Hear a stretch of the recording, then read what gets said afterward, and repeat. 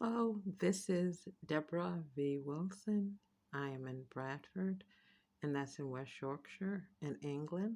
And the day is Thursday. The date is the 2nd of December, 2021. And the time is approximately 1900 hours and 18 minutes. One of the things I'm fascinated with is identity and how and why we construct them the way we do.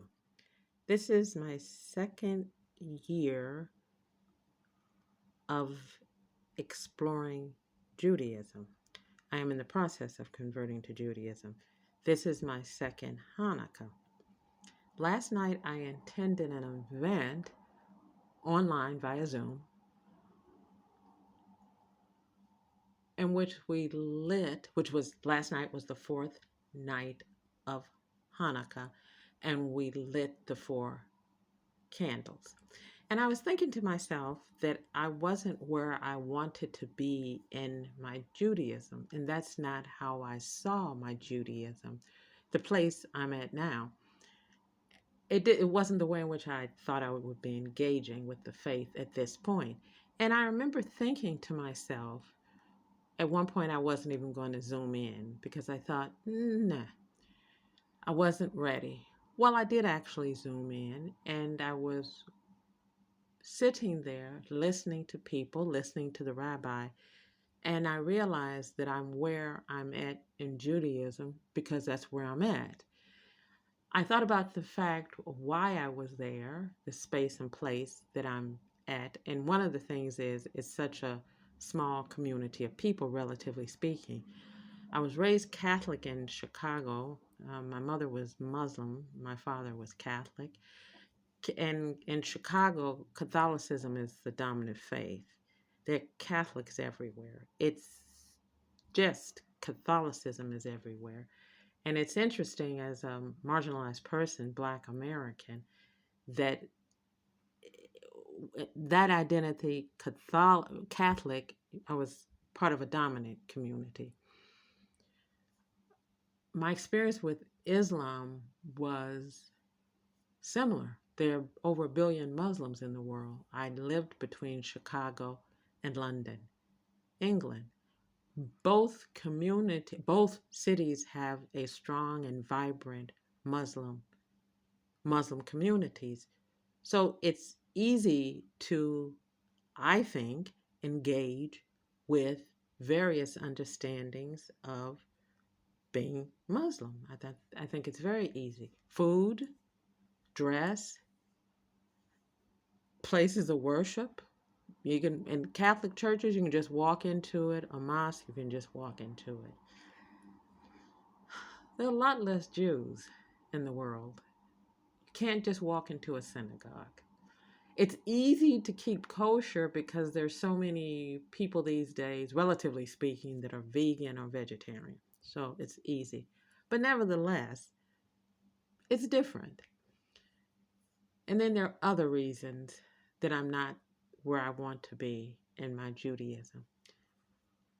But then I thought, I am where I'm at, this place and space that I'm at, and that is my reality. I'm very analytical, so I'm asking myself, why am I in this space that I feel like is behind, quote unquote? Then I think, is that real?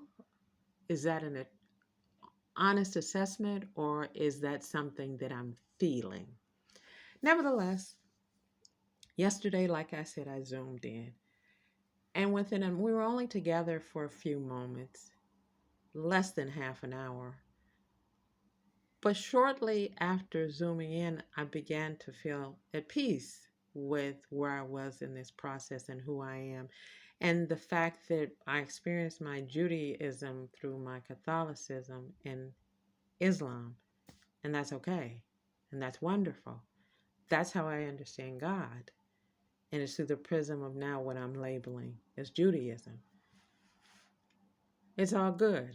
And I thought to myself, as I celebrated and embraced the fourth night of Hanukkah, it's okay that I'm here and in this space and place, literally and metaphorically. And just as we're continuing to move through the days of Hanukkah, irregardless of how we understand that movement, that it is movement. And I thought, not only in my Jewish identity, but in all my other identities, there is movement. There is change. There is growth because nothing stands still.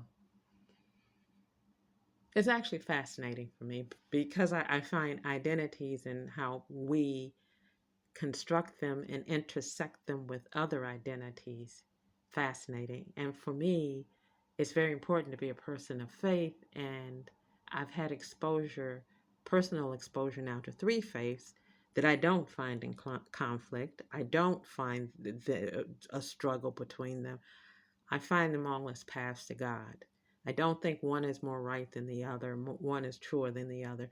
The Creator gave us the ability to create and understand and interpret. And that's the most marvelous thing about being a person of faith. I think, for me, is that I understand that. Anyway, this is Debra V. Wilson. And this morning, before I went off to my volunteer job, I was thinking again and again and again and again about the Nirvana song, Come As You Are. Because I think that's the way I believe the Creator seeks us to engage